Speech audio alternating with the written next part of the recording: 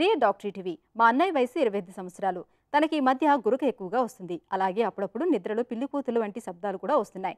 ఈ గురక సమస్య మామూలే అని మా నాన్నగారు అంటున్నారు. దీనివల్ల భవిష్యత్తులో మా అన్నయ్యకు వేరే సమస్యలు వచ్చే అవకాశాలు ఉన్నాయా తెలియజేయండి అని అడుగుతున్నారు. ఈ ప్రశ్నకు డాక్టర్ గారి సమాధానం ఇప్పుడు తెలుసుకుందాం.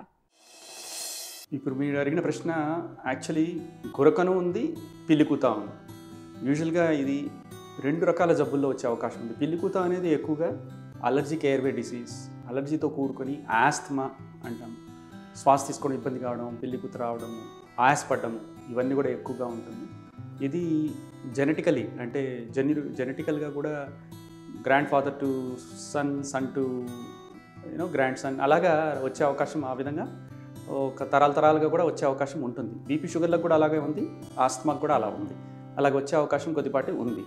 సో అది తీసేస్తే గురక అనే దానికి కొన్ని ఇబ్బందులు మనం ఖచ్చితంగా చూడాల్సిన అవసరం ఏంటంటే, బరువు ఎక్కువ ఉన్నారా, యూజువల్గా ఒబేసిటీ, ఊబకాయం ఉన్నప్పుడు ఫ్యాట్ ప్యాడ్స్ అంటే శ్వాస తీసుకునే చుట్టూతా ఉండే కండరాల్లో ఫ్యాట్ ఎక్కువగా చేయడం వలన అవి యొక్క శ్వాస తీసుకునే నాళం మూతపడము, దానివల్ల శ్వాస సరిగా అందకపోవడము, ఆ శబ్దంతో కూడిన శ్వాస తీసుకోవడం అంటే అది గురకగా రావచ్చు.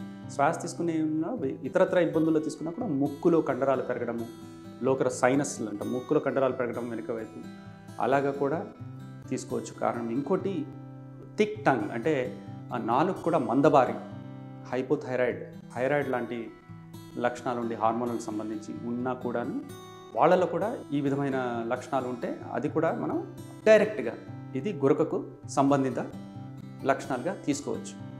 సో గురక ఎక్కువగా ఉన్నవాళ్ళు, తక్కువ వయసులో ఉన్నవాళ్ళు గురక ఉంటే పెద్దగా ఇబ్బంది పడేది ఏం లేదు. వాళ్ళు మామూలుగా తమ పరంగా వాళ్ళు నార్మల్గానే లైఫ్ లీడ్ చేస్తారు. కాకపోతే గురక ఎక్కువగా ఉండడం వల్ల ఏంటి, శ్వాస సరిగ్గా అందక కార్బన్ డైఆక్సైడ్ కణాల్లో పూర్తిగా చేరి ఆక్సిజన్ బయటికి వెళ్ళక మగతగా ఉండడము, నిద్ర పూర్తి కాకపోవడము, తలనొప్పిగా ఉండడము, ఉదయం పూటంతా ఒక విధమైన తూలు, ఎక్కడ కూర్చున్న వాళ్ళు అక్కడ తూలడము, మీటింగ్స్లో కానీ టీవీ ముందు కానీ, ఒకసారి బిహైండ్ ద వీల్ అంటాం, ఏదైనా ప్రయాణం చేసేటప్పుడు బండి నడిపేటప్పుడు ఈ విధమైన ఇబ్బందులు కూడా ఎక్కువగా ఉండే అవకాశం ఉంది. కాబట్టి ఖచ్చితంగా ఇది ఫ్యూచర్లో వచ్చే ఇబ్బందులకు చూసుకొని ప్లాన్డ్గా గురక ఉన్నవాళ్ళు, యంగ్ పీపుల్లో ఊబకాయం ఉన్నవాళ్ళు ఇట్లాంటి లక్షణాలు ఇట్లా ఉంటే మాత్రం ఖచ్చితంగా పల్మనాలజిస్ట్ని ఒకసారి చూసుకొని, and sleep medicine specialist plus pulmonologist ఉన్న వాళ్ళతో ఒక్కసారి చూపించుకొని, దానికి మనం ఒక టెస్ట్ స్లీప్ స్టడీ ఉంటుంది, అది చేయించుకున్నాక దాని నిర్ధారణ బట్టి ఏ విధమైన ట్రీట్మెంట్ తీసుకోవాలనే నిర్ణయం చేయవచ్చు.